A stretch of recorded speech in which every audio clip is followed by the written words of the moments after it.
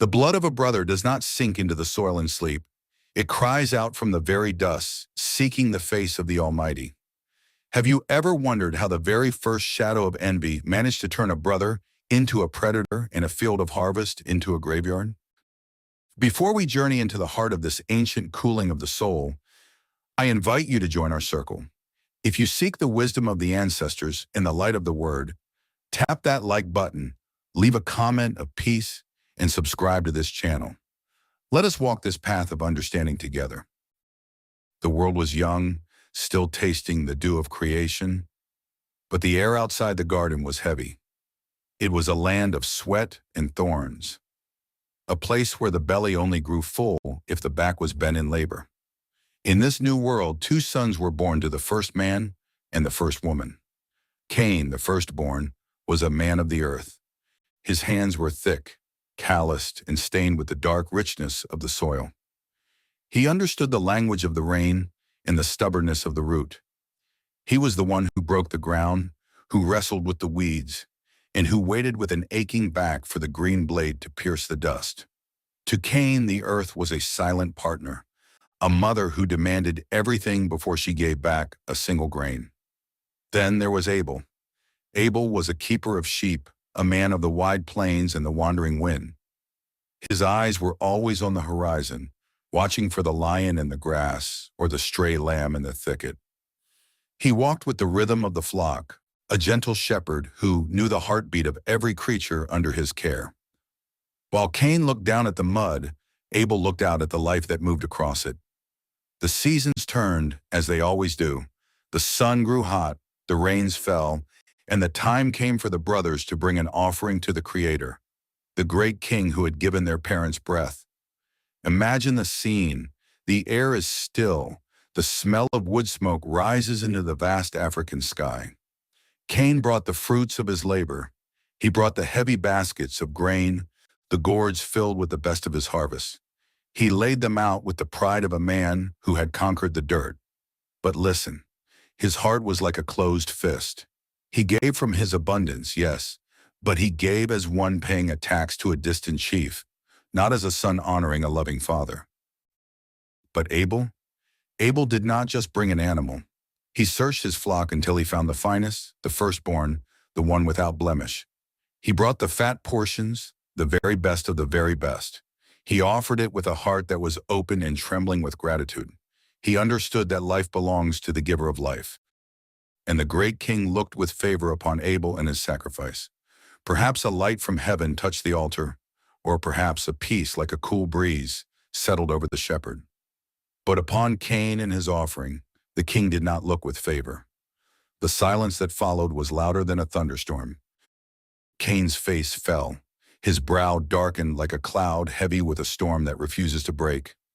The heat in his chest was not the heat of the sun.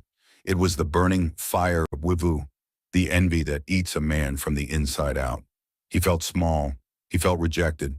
He looked at his brother, not with the love of a protector, but with the eyes of a rival. The Creator, who sees the secrets of the heart, leaned down and spoke to Cain. His voice was like the rustle of dry leaves in the forest. "Why are you angry, my son? Why is your face downcast? If you do what is right, will you not be accepted? But if you do not do what is right, sin is crouching at your door. It desires to have you, but you must rule over it." Think of that.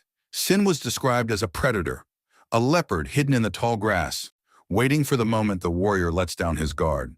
The King was giving Cain a chance to turn back, to breathe, to master the beast within.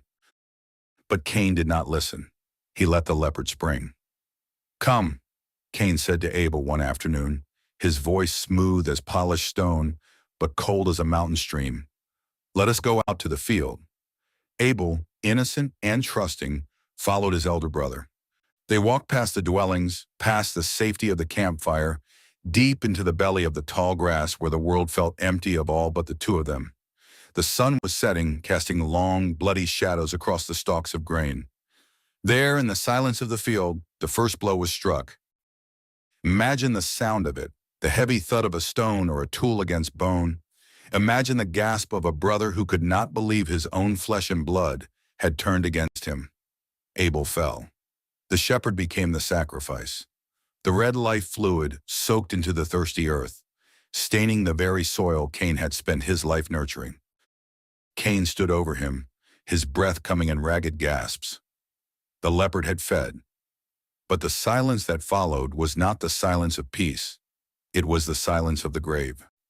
Then a voice shook the trees. "Cain, where is your brother Abel?" Cain tried to wrap himself in a cloak of arrogance. He tried to hide behind a lie. "I do not know," he replied, his voice cracking. "Am I my brother's keeper?" Oh, what a heavy question. A question that has echoed through every village and every city for 1,000 generations. The Almighty answered with a roar of truth. "What have you done? Listen, your brother's blood cries out to me from the ground. Now you are under a curse and driven from the ground, which opened its mouth to receive your brother's blood from your hand." Cain, the man who loved the soil, was told the soil would no longer yield its strength to him. He would be a fugitive and a wanderer, a man with no home, no roots, and no peace. The ground he had murdered upon would now be his greatest enemy. Cain cried out, "My punishment is more than I can bear." Even in his judgment, he thought only of himself. He feared that whoever found him would kill him, for he now knew the darkness that lived in the hearts of men. So the king put a mark on Cain, a sign of protection, but also a sign of his shame. Cain walked away from the presence of the Lord, heading east of Eden to the land of Nod, which means wandering. He built a city, but he could never build a home for his soul. The wisdom of the ancestors. The lion at the door. Anger is not a sin, but unmanaged anger is an open door for a predator. When you feel the heat rising in your chest, remember the Creator's warning. Sin is crouching at your door. You must master your emotions before they consume your character. You are indeed your brother's keeper. In our African tradition, I am because we are. We are not islands. The well-being of your neighbor and your sibling is tied to your own.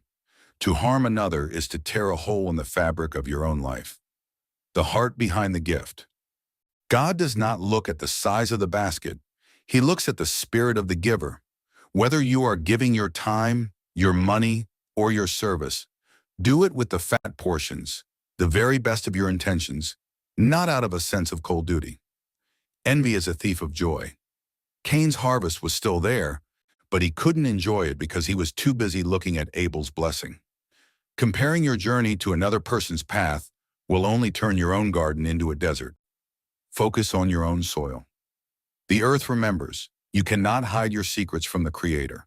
Every injustice, every hidden act of cruelty leaves a mark. It is better to live in the light and seek forgiveness early than to spend your life as a wanderer, running from the shadows of your own past.